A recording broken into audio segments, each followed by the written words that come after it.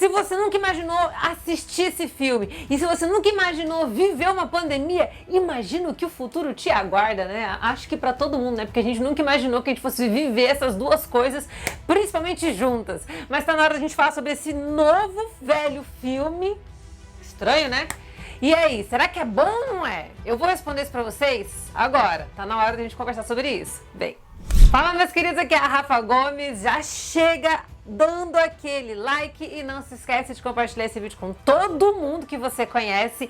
É importante para ajudar que essa comunidade, que essa família continue crescendo. Você é importante aqui e é importante a gente ter mais pessoas aqui compartilhando esse universo tão lindo. E não se esqueça também de me acompanhar lá no Instagram, no @RafaGomes, e lá no Facebook, no Rafa Gomes Cinema. Vocês sabem, é conteúdo exclusivo de rede social, a gente conversa bem de pertinho. Tô vendo que algumas figurinhas carimbadas aqui no canal já estão indo para lá e eu fico muito feliz de saber isso.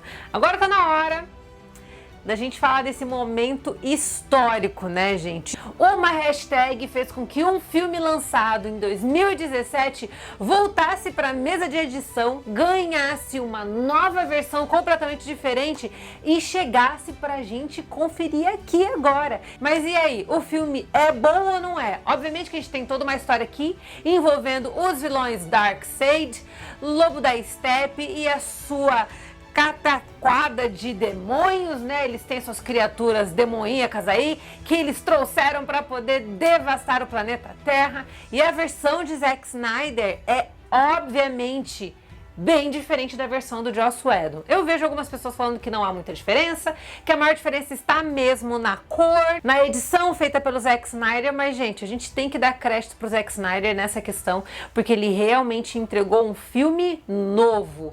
E graças a Deus por isso, né? E eu vou ser bem sincera, a partir da minha experiência, Liga da Justiça é um ótimo filme. Não é perfeito, tem vários problemas, principalmente na parte técnica. São 4 horas de filme, isso é um pouco problemático, né? Gente, é importante a gente dizer que Liga da Justiça é uma história baseada em quadrinhos. Eu sou apaixonada pelos quadrinhos da DC, confesso que eu creio que eles são 1000 vezes melhores do que os quadrinhos da Marvel, só que na parte de adaptações a Marvel acaba se saindo muito melhor em se tratando de migrar essas histórias dos quadrinhos para os cinemas e para a TV, mas é uma história de quadrinhos, a gente não tá diante do O Irlandês do Martin Scorsese, não tem a necessidade de a gente fazer um filme de 4 horas de duração. Nessa questão eu acho que o Zack Snyder pisou na bola, porque assim, eu entendo que ele tenha muito material gravado e que tudo que ele fez aqui ou foi tirado da versão do Joss Whedon, ou foi readequado de uma maneira totalmente diferente, ou sequer foi aproveitado, né, gente? Foi descartado. Então é claro que ele tem um certo preciosismo em relação ao Liga da Justiça do Zack Snyder, porque era o filme que ele tinha sonhado, no final das contas ele passou por uma série de circunstâncias que impediram que ele finalizasse o filme do jeito que ele queria, e aí agora que ele tem todo aquele material extra, ele não quer perder absolutamente nada. Entendo esse preciosismo, mas a gente tem que ser prático também, né, gente? E Liga da Justiça poderia ser bem menor do que ele é. É importante a gente ressaltar que a saída do Zack Snyder do Liga da Justiça de 2017 se deu porque a filha dele, Autumn, acabou sofrendo uma fatalidade. E é por isso que ele teve que abandonar a produção do filme. Então agora que ele tem a oportunidade de lançar o seu próprio filme, ele preferiu fazer isso da forma mais completa possível. Para quem não sabe, o próprio Zack Snyder fez tudo isso de graça, ele refez o filme Liga da Justiça sem ganhar um tostão por isso. A produção acabou custando mais de 250 milhões de dólares. Refazer esse filme do jeito que ele queria não saiu barato, e fica muito claro que ele também quis fazer de Liga da Justiça uma espécie de experiência catártica. Eu acho que pelo fato dele ter passado por tudo que ele passou, ele queria transformar esse filme não apenas em uma homenagem à sua filha, Autumn, mas também em uma forma dele usar isso como um instrumento de cura na sua vida. E eu acho que assim, eu vejo muita gente, até muitos colegas, não parando para avaliar e ponderar essa questão emocional, que realmente o filme Liga da Justiça é cercado por uma carga emotiva e psicológica muito forte na vida tanto do Zack Snyder, bem como da sua esposa e também produtora do filme, a Debbie Snyder. Então a gente vê que essa produção é mais do que ele poder ver a sua visão original sendo estampada ali de forma aberta para todo mundo conferir. Eu acho que tem a ver também como parte de um processo catártico de cura, de restauração e até mesmo de libertação emocional e até mesmo espiritual. E eu acho que nesse sentido, Liga da Justiça é um filme muito simbólico, porque envolve também um contexto familiar muito doloroso e envolve também algo que é muito mais além do que puro filme, do que uma pura experiência cinematográfica. É realmente algo que está intimamente ligado à sua família, né? E eu acho lindíssimo isso. A gente vê que tem algumas pequenas homenagens, pequenas grandes homenagens para Alton ali, e o filme, se tratando de parte técnica, é bem feito em alguns momentos, mas também peca em outros momentos. A gente vê que algumas cenas ficaram muito artificiais. O meu maior problema com o Zack Snyder é realmente o uso excessivo de filtro, de contraste nas suas imagens. Ele adora um filtro meio HDR ali nas suas imagens, adora puxar sempre o contraste por um tom um pouquinho mais amarronzado. E eu confesso que aquele contraste que ele usa nos seus filmes, que a gente vê também lá no filme 300 e a gente também vê em Sucker Punch, é um contraste que para mim fica um pouquinho carregado demais e às vezes compromete até mesmo a qualidade da produção.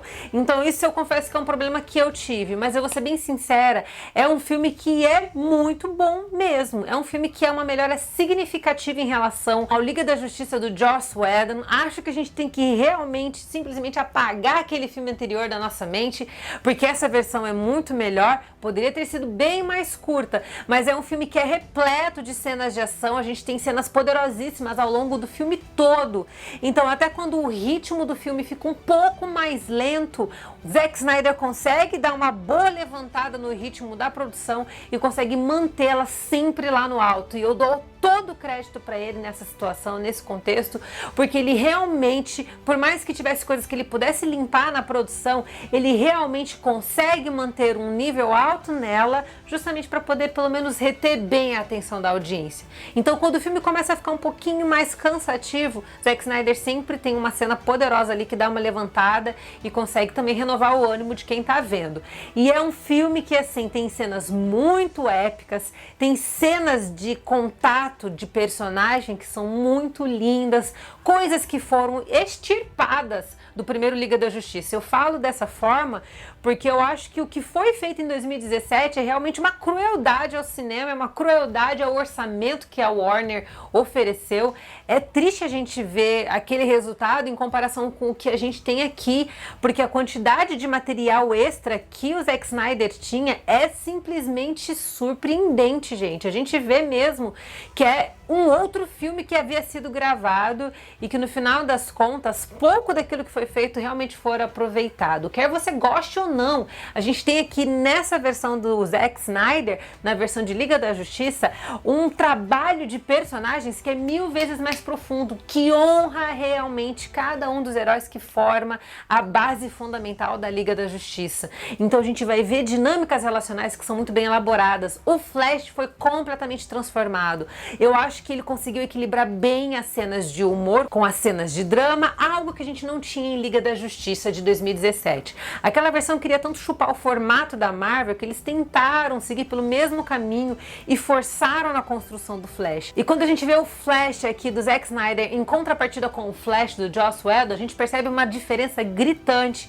E é muito legal ver como os personagens foram muito melhor trabalhados aqui do que na versão original. A Mulher Maravilha me surpreendeu muito e a gente vê que essa versão da Mulher Maravilha aqui tá 1000 vezes melhor do que aquela que a gente vê lá em Mulher Maravilha 1984, da qual a gente já conversou horrores. É um filme que trabalhou muito bem todos os seus personagens. Achei que os arcos deles ficaram muito legais. Gente, a participação do Coringa aqui é excepcional. Foi pra mim um dos momentos assim surpreendentes que realmente pega a gente de maneira inesperada. A gente percebe que esse Coringa do Jared Leto não era para ter saído do jeito que saiu lá em Esquadrão Suicida. Aquela cena que a gente vê ele ali presente é muito clara em relação a isso e é uma pena a gente pensar que ele poderia ter sido muito melhor do que ele realmente foi. Infelizmente a gente está diante de um filme que também acaba meio que se tornando uma espécie de elefante branco, porque Liga da Justiça foi corrigido, mas o Snyderverse não existe, né? Por conta da confusão que o filme de 2017 causou, né?